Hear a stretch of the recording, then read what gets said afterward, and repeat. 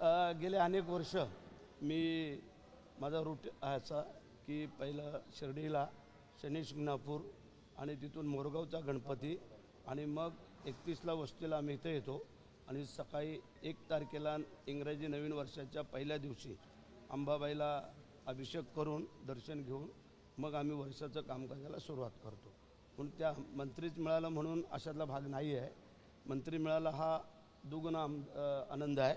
परंतु माझी जी गेल्या 15 वर्षाची तपश्चर्या यावेळेला ती फळाला आली असं म्हणायला काय हरकत नाही. काय असणार आहे नवीन वर्षाचा संकल्प, कशा पद्धतीने विकास? नवीन वर्षाचा संकल्प पहिला महाराष्ट्रातील जनतेला सुख समाधान आरोग्य आयुष्यमान लाभो ही पहिली अंबाबाईच्या चरणी माझी प्रार्थना राहील. त्यानंतर जे मला एकनाथ शिंदे साहेबांनी जे खातं दिलेलं आहे त्या खात्याला न्याय देण्याचा आम्ही प्रयत्न करू. कारण कष्टकरी गावकरी शेतकरी अशा गरीब कुटुंबाच्या संबंधातलं ते खातं आहे दोन्ही तिन्ही खाती. त्यामुळे मला हा आनंद आहे की मला गोरगरीब जनतेपर्यंत पोचता येऊ शकतो आणि म्हणून करता साहेबांनी विचार करून माझ्याकडे हे खातं सोडलं. 15 वर्षाची तुमची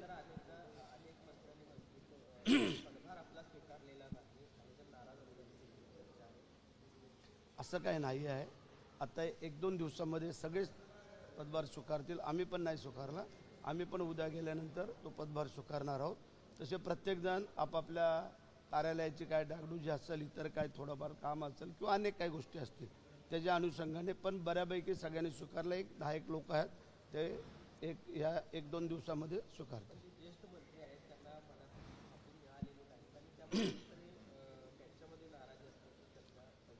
ठीक आहे. आता सगळ्यांनाच जर 1-2 खात्यावरती जर क्लेम केला तर ते तसं होत नाही ना, होणार पण नाही आहे. जे मिळालं त्याला न्याय देण्याचा प्रत्येकाने प्रयत्न करावा असं मला वाटतं. मंत्रीपद आहे ते त्यानंतर आता पालकमंत्री पदाचे वेध लागलेले आहेत. अद्याप पालकमंत्रीपद विस्तार झालेला नाही. कशा पद्धतीने होईल तो पण मला वाटतं ह्या आठवड्याभरामध्ये पालकमंत्र्यांचं पालकमंत्रीपद देतील असं आम्हाला वाटतं. बीडचं पालकमंत्रीपद आहे ते खरं तर देवेंद्र फडणवीसांनी घ्यावं असं ते म्हटलं. कसं पाहताय? बऱ्याचशा लोकांची तशी मागणी आहे. आता काय करावं कसं करावं ते स्वतः मुख्यमंत्री असल्यामुळे काय ठरवतील त्याच्यावरती अवलंबून राहील. खरं तर पालकमंत्री पदावरून रायगडमध्ये खरं तर रस्सीखेच सुरू आहे. नेमकं पालकमंत्री रस्सीखेच आहे असं काय वाटत नाही आहे. आता सिनियर मोस्ट मी आमदार आहेत. 3 आमदार आमच्या आहेत, 3 भाजपचे आहेत, 1 राष्ट्रवादीचा आहे. आणि त्या अनुषंगाने की मागच्या वेळेला ते जिल्हा आमच्याकडं होता आणि ह्यावेळेला त्यावेळेला मी नव्हतो पण ह्यावेळेला मी स्वतः आहे त्याच्यामुळे ते मला मिळेल असं अपेक्षा आहे.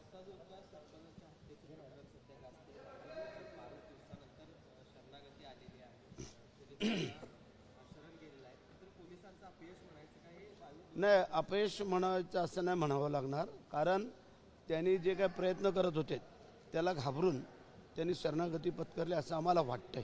कारण पोलिसांचं काम चोखपणे करत होते, बजावत होते आणि त्याला माहिती होतं की आज ना उद्या मी सापडणार आहे. त्याच्या अगोदरच स्वतःहून सरेंडर होणं हे उचित त्याला वाटलं असेल म्हणून त्यांनी सरेंडर झाला.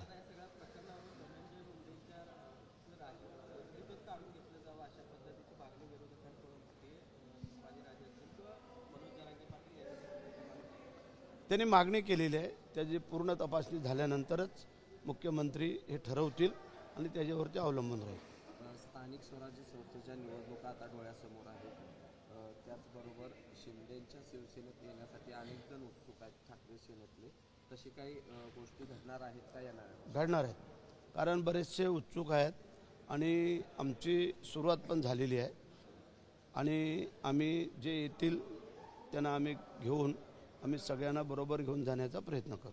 परिवहन विभागात विशेषतः एस टीमध्ये 2000 कोटींचा घोटाळा झाल्याची चर्चा आहे. काय नेमकं वस्तुस्थिती आहे?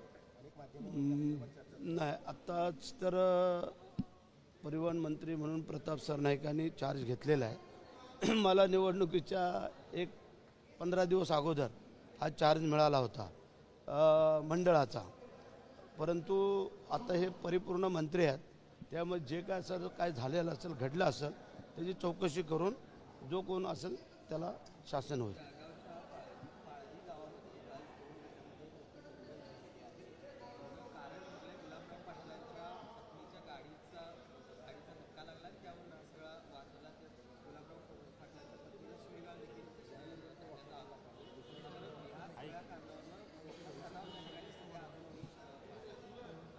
काय पण कल्पना नाही आहे आम्हालाही, आम्ही काही ते पाहिलं नाही.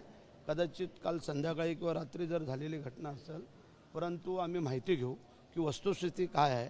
काय कोणच कोणाला तसं शक्यतो जाणून धक्का देत नसतं, धक्का लागतो तरच ते प्रकार घडतात. पण ठीक आहे, त्यातून जरी काय घडलं असेल तरी त्याची शांतता प्रस्थापित करण्याचा आम्ही प्रयत्न करू.